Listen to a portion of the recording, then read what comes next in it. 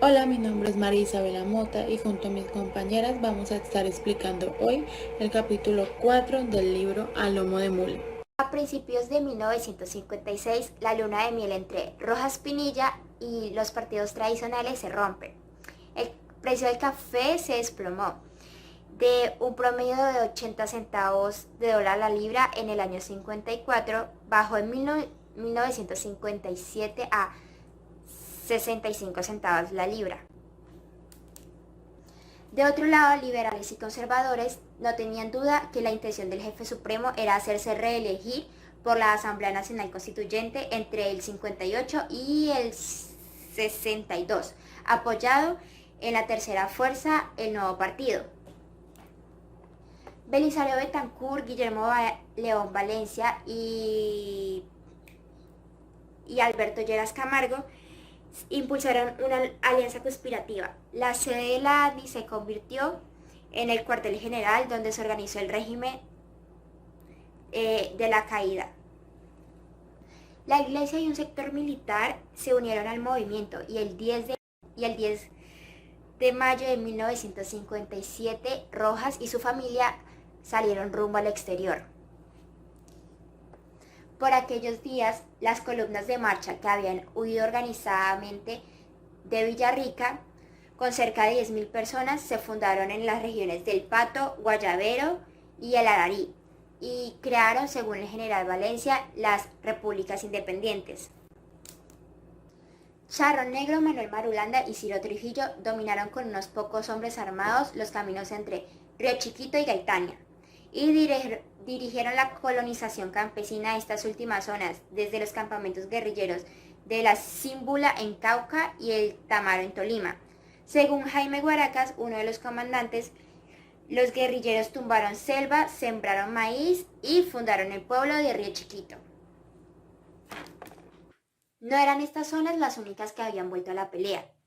En Sumapaz, el norte del Valle, el oriente del Huila, el occidente de Cundinamarca, Quindío, el noreste de Antioquia, el Magdalena Medio, guerrillas y cuadrillas habían vuelto a retomar las armas. A diferencia del gobierno de Rojas, que consideraba la violencia como una ola inmensa de criminalidad, para el Frente Nacional en sus primeros días era una guerra civil no declarada. Sobre esta primicia, Alberto Lleras creó un mes después de posicionarse como presidente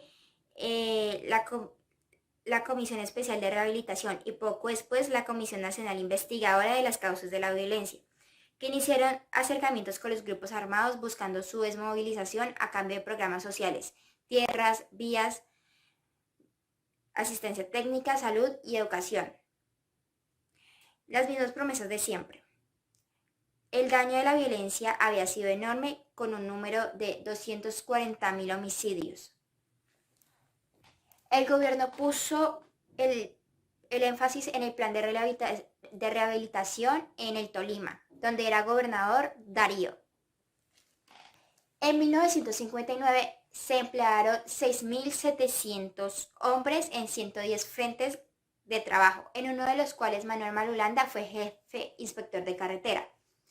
Muchos de sus compañeros, aún sin desarmarse, puesto que el programa no lo exigía, trabajaron bajo sus órdenes para la construcción de la carretera El Aleluyas, El Carmen. El general Belarmino Pinilla, quien después fue comandante de la flotilla de helicópteros que ocupó Marquetalia, recuerda que Tiro Fijo trabajaba en las noches como taxista. Guerrilleros volvieron a trabajar al campo. Charro Negro recibió un préstamo y se dedicó a negociar bestias y dar funciones de cine en los pueblos con una máquina que el programa le facilitó. Isauro Llosa compró una mejora hizo un hato lechero. Isaías Pardo abrió una finca. Marulanda compró una casa en Gaitania, mientras tanto Ciro Llosa se empeñó en construir el pueblo de Río Chiquito. Las guerrillas de autodefensa se habían convertido en un movimiento agrarista. Charro Negro fue nombrado presidente de la Unión Sindical de Agricultores de Tolima y Huila Isidro Trujillo ocupó idéntico cargo en la Unión de Agricultores de Río Chiquito y Tierra Adentro. Cabe recordar que el 1 de enero de ese año Fidel Castro entró victorioso a La Habana y poco después el Che Guevara, en Punta del Estado, acusó a Estados Unidos de importar a América Latina la Guerra Fría. En Colombia, el presidente Lleras Camargo había aprobado el Plan Lazo, a la sombra de la Alianza para el Progreso, siendo comandante del ejército el general Ruiz Novoa, que había dirigido el batallón de Colombia en Corea. Se trataba de una estrategia que daba gran importancia a los efectos psicológicos de la acción cívico-militar, inspirada en la doctrina de seguridad nacional. Al ser nombrado Ruiz Novoa ministro de Guerra por el presidente Valencia, convirtió el Plan Lazo en fundamento de la guerra contrainsurgente. Para la época del 60, Mariachi y Charro Negro tuvieron una reunión en Gaitania para discutir sobre el tema del robo de los 200 reses, de la cual Charro Negro no salió vivo. Marulanda se quejó de esto y fue a Neiva y a Ibagué a reportar el asesinato de este, a la cual la respuesta del ejército fue clara: ya vamos para allá a imponer el orden. El movimiento agrario de Marquetalia se transformó en una autodefensa regular, para la cual Marulanda montó emboscadas contra el ejército en las carreteras El Carmen y en Alto, donde les quitó varios fusiles a las tropas del gobierno. La reacción de la Sexta Brigada fue, según el propio Mariachi, armar un grupo de exguerrilleros liberales o limpios. La respuesta de Marulanda fue la siguiente: no se iba a dejar liquidar ni por el gobierno ni por los limpios. El objetivo principal de Marulanda era ampliar la extensión de las guerrillas de Marquetalia. En honor a los muertos que las tropas oficiales mataron, se formó un grupo de autodefensas llamado 26 de septiembre. Un mes después, Álvaro Gómez pronunció su famoso discurso sobre las repúblicas independientes, a la cual Lleras Camargo hizo caso omiso. Pero el alto comando del ejército tomó nota y empezó a elaborar la gigantesca operación militar denominada Operación Soberanía. El Plan Lazo elaboró estrategias diferentes para Marquetalia y Río Chiquito. Mientras para Marquetalia planeó una operación militar de tierra arrasada, para Río Chiquito ensayó al comienzo operativos cívico-militares. Gilberto Vieira denunció en la Cámara los planes militares y responsabilizó al gobierno de los efectos que esto pudiera traer al país. Durante todo el año de 1963, Marulanda amplió la influencia de las autodefensas regulares a una gran área comprendida por Balsillas, Aipe, Palermo, Órganos, Chapinero, San Luis, La Julia, Aipecito en Huila, El Carmen, Natagaima, El Patá, Montefrío, Praga, Casadecinc, Santa Rita, Surdeatá y Gaitania en Tolima. A fines de año, las autodefensas, después de celebrar Nochebuena y Año Nuevo, se atrincheraron en puntos estratégicos para esperar la ofensiva de las fuerzas militares. Valencia Tovar dice que en marzo del 64 hubo 7 ataques de la guerrilla al ejército que le causaron 9 bajas. Por esos días, Arturo Alape fue enviado por el Partido Comunista a Guayabero y Jacobo Arenas y Hernando González a Marquetalia. Una de las primeras medidas tomadas por los guerrilleros fue citar a una conferencia para informar sobre la operación Marquetalia. Escribieron una carta abierta al presidente Guillermo León Valencia, donde puntualizaron: nuestro delito, que la locura de vuestra excelencia estimulada reside en nuestra firme oposición al sistema bipartidista del Frente Nacional. La conferencia optó una estrategia fundamental: la movilidad absoluta y total de las guerrillas y la no aceptación de una guerra de posiciones. La preocupación central consistió en ese momento en la evacuación civil hacia lugares previamente determinados por el secretario o Estado Mayor del movimiento llamado Bloque Sur. Ahora les voy a hablar sobre la Operación Soberanía. El 18 de mayo, Caracol avisó que esta operación había comenzado en contra de la República de Marquetalia. Por el gobierno iba el batallón colombiano liderado por Joaquín Matallana y batallones comandados por el brigadier Correa Cubides. El general Valencia afirmó que apenas pasaban de 1.200 hombres. La guerrilla calculaba entre 10.000 y 16.000 soldados acompañados de aviones T-33 y 7 helicópteros. La guerrilla fueron 30 hombres, cuya arma más ventajosa fue una carabina San Cristóbal y 8 fusiles M1 y el resto fusiles de perilla. Gregorio Fadiño, quien participó en estos combates, dio una cifra exacta de 3.375 militares. Según El Espectador, esto se pudo considerar una batalla civilizadora.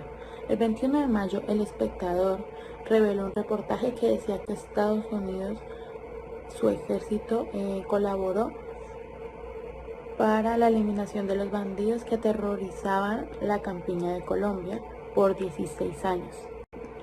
Desde 1958, los merodeadores perdieron todos sus objetivos políticos y se dedicaron a robar y a asesinar. En los 10 primeros años mataron a 23.000 personas. El primer enfrentamiento intermitente se dio el 20 de mayo, que permitió a la guerrilla Isaías Pardo montar una emboscada donde cayeron los primeros soldados.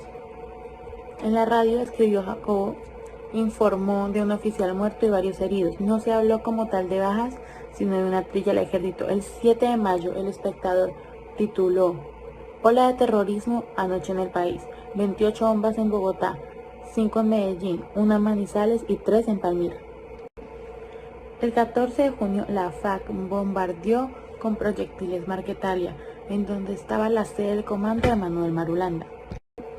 Belarmino Pinilla, quien participó, afirmó que los sucesos ocurrieron de esta manera. Habían utilizado una base para helicópteros en la cordillera para que los 400 hombres descendieran. Para esta operación utilizaron 4 helicópteros. Las máquinas cargaban y descargaban alternativamente la tropa en un potrero donde estaba el comando central de tiro fijo, es decir, Manuel Marulanda. Él fue el primero en entrar a Marquetalia, en el helicóptero con Matallana. Hizo un vuelo estacionario de 10 metros a la choza, sabiendo que ahí estaban los guerrilleros. Él le había dicho a Matallana, pero igual procedieron con la operación y se propuso hacer el vuelo estacionario y para que saltaran, y en sus palabras, que Dios los protegiera. El recuerdo de Guaracas coincide en este punto, ya que, citando sus palabras, abandonamos el campo y quemamos la casa de Manuel Marulanda, porque no se iba a permitir que el enemigo se sirviera de sus cosas.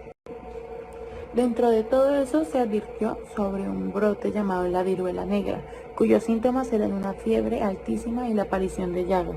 Al no soportar el ejército, las guerrillas se fueron hacia el sitio de reunión, o sea, el Hato de Trilleras. Allí pasaron la noche y se prepararon para la emboscada. Después, cuando el ejército causó un bombardeo, la guerrilla atacó, a la vez impidiendo que izaran la bandera nacional.